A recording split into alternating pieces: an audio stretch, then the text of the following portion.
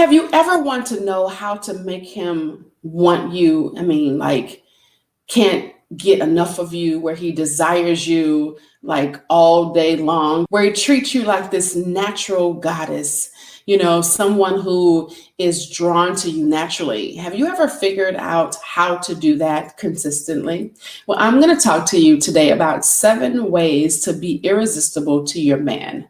Stay tuned.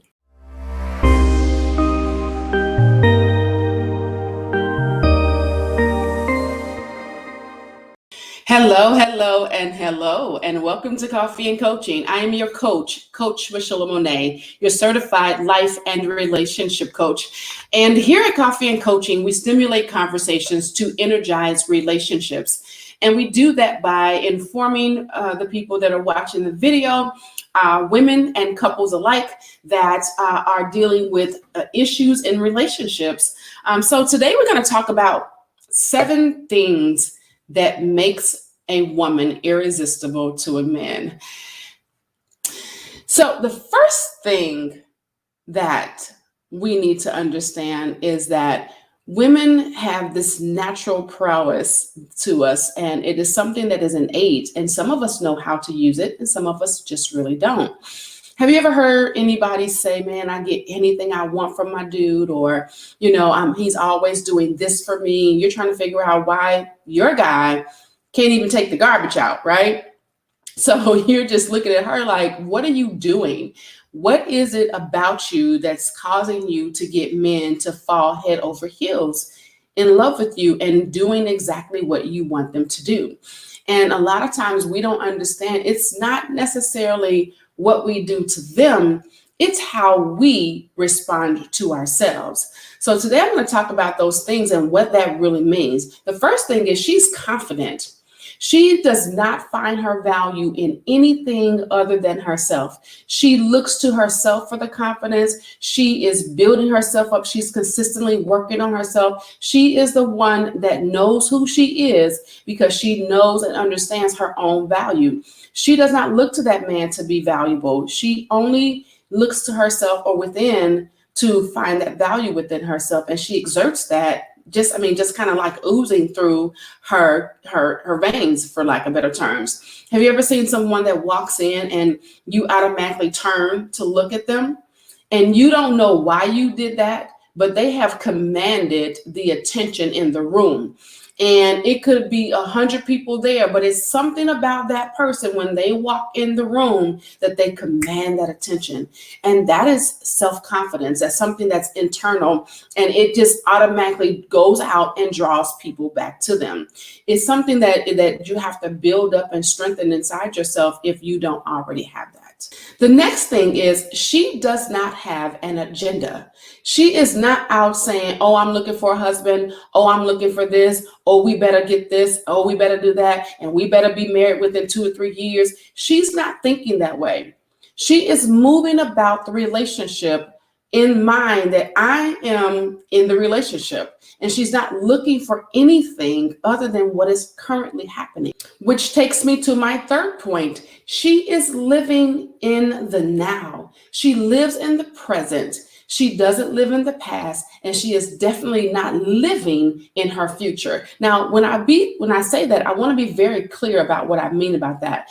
It's not that she's not looking towards the future. It's not like she's not planning for the future. She is just not gazed so far in the future that she can't enjoy the present. See, sometimes you're looking so far ahead that you haven't had the chance to really take in and really enjoy exactly what is happening now.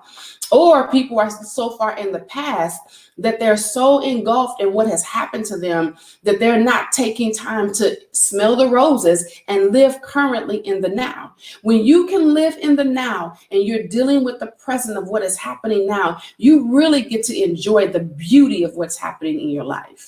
The fourth thing is she is mysterious.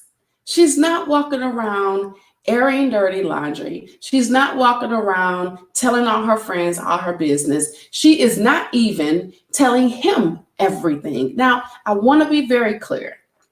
I am not talking about don't be transparent with your partner. What I'm talking about is everything that comes, I tell my daughter this all the time, everything that comes to your head doesn't need to come out of your mouth, which means that if you're thinking something negative, keep that to yourself.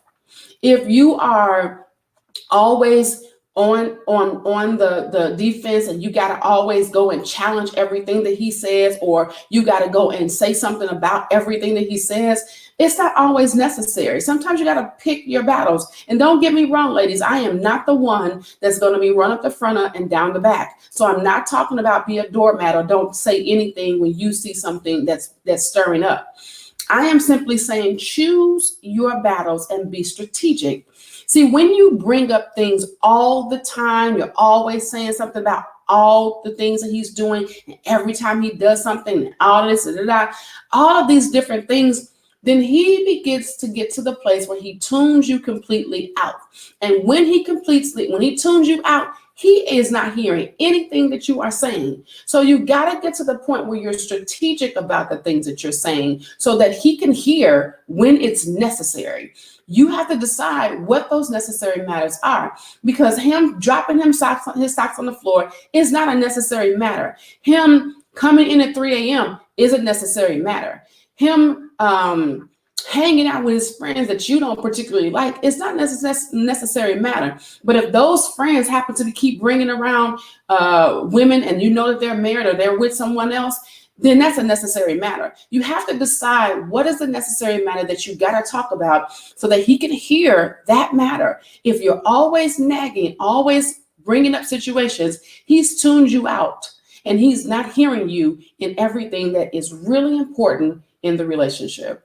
The fifth thing is she is not addicted to love. She is not all, oh my God, I have to be with someone and all of these types of things. She is living her life. She is so busy living her life that she is not thinking about, oh my God, I gotta be in love. Oh my God, I gotta get someone. Oh my God, I gotta be with someone. She's not doing that. She is living her life and she's busy. She's so busy that when he finds her working, is what the good book says, then that's when she's going to be able to turn to him and not be so overtaken with him that he doesn't get to chase her. See, you gotta keep the chase alive. I don't care how long you're with him or how long you've not been with him. You've got to maintain that chase status. If you take away the chase status, I promise you, he will stop chasing. But if you keep that in front of him like that juicy carrot, he will always chase. But if you take that from him, where you begin to chase him, he's going to turn and run the other way. The next thing is she does not have the Cinderella complex. She's not so engulfed with getting married. She's not so, oh my God, and I can't wait to see our wedding and oh, the babies that we're going to have. And she's not that. She does not have this complex that she's about to go off and be in some attic if she doesn't get married. That's not her focus. Her focus is her purpose. And when she is found in her purpose, that's when she's able to be loved and then he can be respected, because that's really how it's supposed to be. You ever heard your grandmother say, baby girl, he needs to love you more than you love him? That is the truth. He should be loving you more. Why? Because that's what he's been mandated to do. And you should be respecting him more because that's what you've been mandated to do. When that dynamic is in force, the relationship has become this harmonizing vehicle that brings you a happy space. Lastly, she is not clingy. She is not so far up his butt that she cannot do anything without him. She is not always trying to figure out what he's doing. She's not trying to spend all of her time with him. She has her own life outside of him. Now, don't get me wrong. I believe that your spouse should be your best friend. When you become entangled, as they have said around the web now, when you've become entangled in a marriage, then your spouse should be your best friend. But until then, you gotta keep the chase. So keeping the chase is keeping you busy, girl. You don't have time to be all up in his business or what he's doing and being concerned about if he's doing this or doing that. And I want you to be clear. When I say you don't have to be concerned about what he's doing, if he's doing this or that, it's not if he's out with someone else. If you're overly concerned about that, then that means he is not the one, because he should be faithful to you in your face and outside of your face, or behind your back, as they say. And if he's not doing that, you need to check who you're with. You don't need to be checking on him every 5 to 10 minutes. If you're checking on your man every 5 to 10 minutes, trying to figure out what he's doing and who he's doing it with, check the relationship, because he's not the one. So I hope that this helps someone. Please like, comment, and share. Make sure that you tell me what you think on these 7 things of an irresistible woman. Make sure that you're subscribing to my channel and clicking that bell so that you can get all the videos that I drop. I usually drop a video every single day, but that's going across all my social media platforms. But I drop a video every Friday that nobody has seen except for YouTube. So I hope that you guys are having an amazing day. I'll talk to y'all later. Bye.